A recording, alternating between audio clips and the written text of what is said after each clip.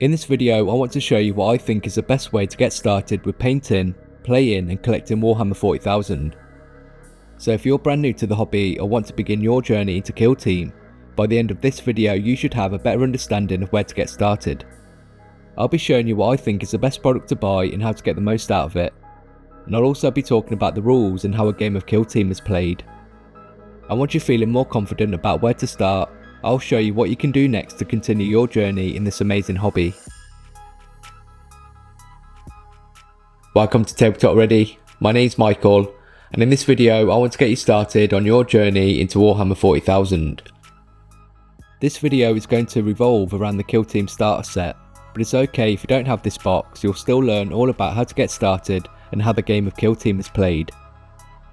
For me, the Kill Team starter set is a great place to start because it has everything you need in the box without having to purchase additional products.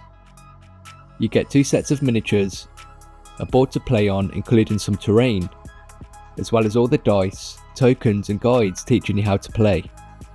And everything is nicely presented and packaged to give you a fun experience just getting everything out of the box.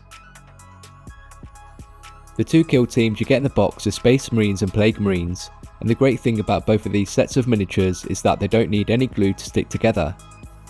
You'll see that throughout this video I'll be using painted miniatures, and if you want to learn how I painted these, then I have a video for both the Space Marines and the Plague Marines. Both are very beginner friendly step-by-step guides showing you all the steps and techniques needed, and you'll find both tutorials use a lot of the same paints and shades to get everything finished. One of the biggest concerns for most people when starting a new hobby are the costs involved. So that's why I wanted to show you a more cost-effective way of getting involved in the Warhammer 40,000 hobby. As well as this guide to get you started playing games of Kill Team, I've got a video showing you a great way to get started painting miniatures, which is a great beginner video that explores a lot about how we build and paint miniatures and some of the ideas and techniques used. So once you've gotten everything out of the box, built the miniatures, cut up and popped out tokens and set up your board, let's see how a game of Kill Team is played. But before we get started, I want to say a massive thank you to all the amazing people who've made this video possible with their continued support. It really means a lot. As well, if you enjoy my content here on TableTopReady, then let me know by clicking that like button or leaving me a comment. I love reading them and hearing about your own hobby.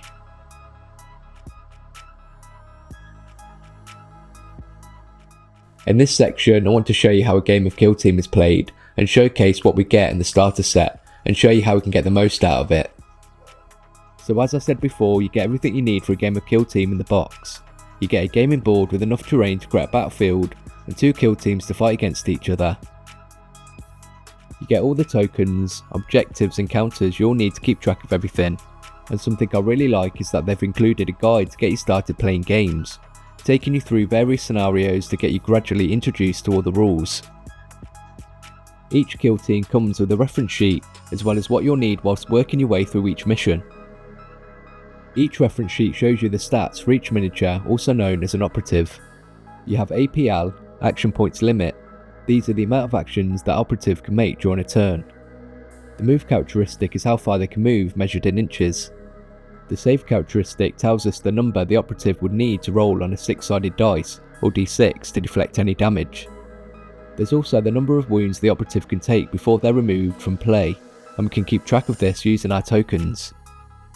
A game of Kill Team is played using dice, and the dice represent an action made by our operatives and determine the success or failure of that action depending on what you roll. Often you'll be asked to roll an equal or higher number for an action to be considered successful, while a roll lower than what is asked would be considered a failure. For example, this Intercessor Warrior is shooting his auto bolt rifle, which has attack 4, so we roll 4 dice and it's asking us to roll a 3+ to hit. So once we rolled our 4 dice, any roll of a 3 or higher will be a success, and anything lower than a 3 will be a failure. I'm going to do my best to explain everything as simply as I can, and hopefully everything will start to make more sense as we talk more about what happens during a turn of Kill Team. But don't worry if things don't make sense yet, hopefully it will by the time I'm done. To get started, we first need to set up a board according to the mission you're playing, or this can be decided on your own or between you and the person you're playing a game with. Once the board has been set up, it's time to roll a dice and see which player takes the initiative and sets up their operatives in their kill zone indicated in the mission. player's kill team is split up into thirds, rounding up before we start setting up, and each player starting with who won initiative alternates setting up each third of their operatives. And when placing each operative on the board, we issue a conceal order.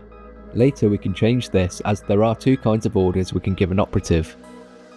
A conceal order, which we've issued already, represents the operative being in cover and cannot be targeted. However, this operative is unable to perform any actions like moving or shooting.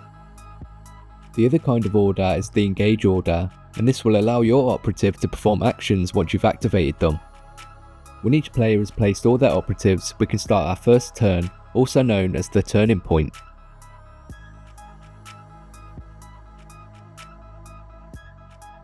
A battle includes 4 turning points, and each turning point has a strategy phase and a firefight phase. For this video, I'm only going to be covering what happens in the firefight phase, but in games of Kill Team there's a strategy phase as well, where players get command points and they're able to play strategic gambits to try and gain the upper hand. This is just going to allow me to keep things simple and let you get to grips with the basics first. To start with, both players again roll a dice to determine who has the initiative. Each player then alternates activating an operative, starting with who won the initiative. Each operative can only be activated once in the turning point. When we activate an operative, they do start in concealment, but at this point we can choose to give them an engage order, which allows them to perform actions, and the amount of actions they can perform is indicated by the number under APL on their datasheet. So our first operative to activate has 3 action points, and you have a few things we can do with them. Reposition, which lets you move the operative up to the distance shown under its move stat. Something that will affect this is the control range. An operative is considered to be in an enemy operative's control range when they're visible and within 1 inch of their base. As well, we can't perform a reposition if we start or finish our move within an enemy operative's command range. Dash lets us move an additional 3 inches following the same restrictions as reposition. A fallback can be performed if an operative wants to leave the enemy's control range. Charge allows us to move within an enemy operative's command range, and when charging we can add an additional 2 inches to our normal move distance, but can't perform any other kind of movement action. We can also perform a shoot or fight action, which I'll be covering in more detail shortly. Before we go into more detail about shooting and fighting in combat, we're going to need to know more about visibility and cover, which is going to be really important to keep our operatives alive.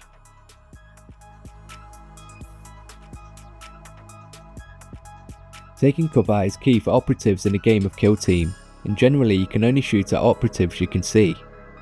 You can see another player's operative if any part of it is seen from your operative's perspective.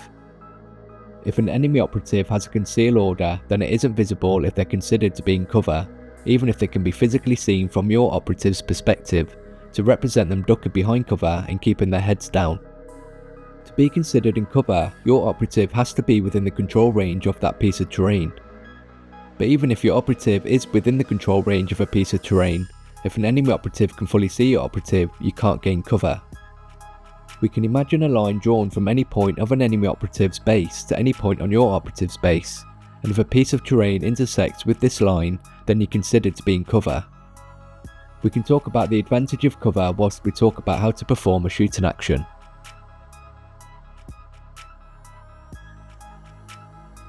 When performing a shooting attack, first select a weapon to shoot with, and these will be listed on your operative's datasheet. This will show you how many attacks that weapon has, what you'll need to roll on the dice to be considered a hit, as well as the damage caused if you successfully hit an enemy operative. In Kill Team, battlefields are considered small enough where most standard weapons will always be in range to shoot if your target is visible. Some weapons, however, do have a range, and this will be listed in that weapon's profile. After you've chosen a weapon to shoot with, we need to select our target which is visible to the attacking operative. We can't shoot at a target if they're not visible from the attacker's perspective or has a conceal order and is considered to be in cover. Once you've determined whether you can shoot at a target, we can roll some dice, and the number of dice is the number of attacks a weapon has. To successfully hit a target, we need to roll equal to or higher than the hit stat on each individual dice. So here we want to roll a 3, 4, 5 or 6 to successfully hit our target. Any 1s or 2s will have failed to hit. If you've rolled any 6s, then these are critical hits and harder for your opponent to defend against. Your target will now get the chance to defend, avoiding taking any damage from your shots, representing their armour, shielding them and absorbing any damage. When defending, every operative rolls 3 defense dice, and we want to roll equal to or higher than our save stat. Any 6s rolled is a critical success. Any successful defense dice rolled can be used to block the attacker's successful hits, disregarding the actual number on the dice. But only critical successes rolled when defending can defend against the attacker's critical successes. If a target is considered to be in cover, then before any dice is rolled, 1 dice is counted as an automatic success, but not a critical success. Any attacker's dice that has not been blocked will inflict damage as shown in that weapon's profile. The first number shows damage caused by non-critical hits, and the second damage shows the damage caused by any critical hits that made it through. Keep track of how much damage an operative takes, and if this equals the amount of wounds an operative has, it's removed from play. Now we've talked about performing shooting attacks, you should be more able to easily understand how attacks in combat are resolved as well, which are very similar but do have their differences. An operative is engaged in combat and can perform a fight action with an enemy operative when it is within that enemy's control range. And remember, we can only enter that control range with a charge action. Like shooting, we first need to select a weapon, which will be listed as a melee weapon in the operative's datasheet, and our opponent does the same. Each player then rolls dice equal to the attack stat of their chosen weapons. Again, successful attacks are individual dice equal to or higher than the hit stat on their weapon's profile, with 6s being critical successes. After both players have rolled their dice and assembled their successful attacks, both players take it in turns to resolve their attack dice, one by one. When it's your turn to resolve one of your successful attacks, we can either strike or block. To strike, you spend that dice to deal damage according to the damage stat, with the second number again being dealt by critical success. If you choose to block with your dice, then we use that dice to block your opponent's dice. As before, only a critical success can block a critical success. Take it in turns to resolve all successful attacks, and remember to remove any operative from play as soon as they've suffered enough damage to match the amount of wounds they have. Any unused dice are lost. For some weapons, they're going to have additional rules, adding even more depth to your games, giving your operatives additional abilities that are going to help you win fights and take down tougher opponents. The objective of each game of Kill Team is to win, which is determined by the victory conditions of the mission played or by scoring more points than your opponent.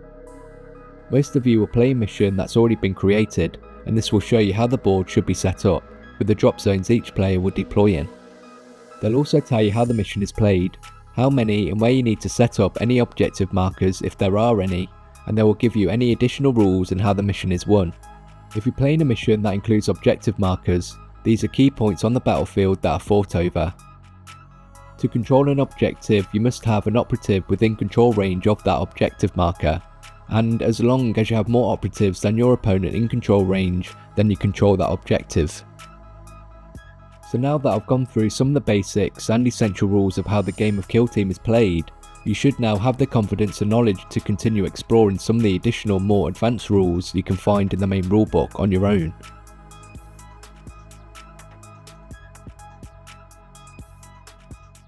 I want to finish up talking about what to do after watching this video, because there's only so much I can show you, and there's still a lot more to see and a lot more to learn about, so you can continue your journey into Warhammer 40,000.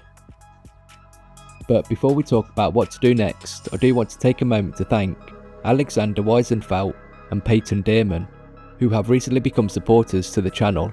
Thank you so much. And if you enjoy the content here on TableTopReady and want to help support the channel as well, you can become a channel member or join my Patreon, which not only helps me create this content, it also gives you access to our Discord along with access to lots of other perks for as little as £2 a month. And for every tier you'll also get tutorials early and be kept up to date with what I'm up to behind the scenes. So now we've got our head around the basics of playing a game of Kill Team, you should feel confident enough to take the next step and learn the full rules, and for that you'll need the core rulebook, where you'll learn everything that Kill Team has to offer, from classic head-to-head or multiplayer battle, to horde battling, cooperative and solo missions.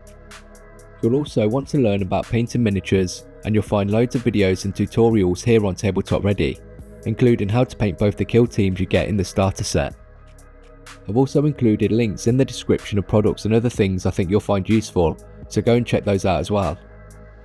I really do enjoy making these videos and I hope you find them useful. If you did, then please leave a like and make a comment, which helps get the content out to more people. Make sure to subscribe if you don't want to miss out on future content, and I'll see you in the next video.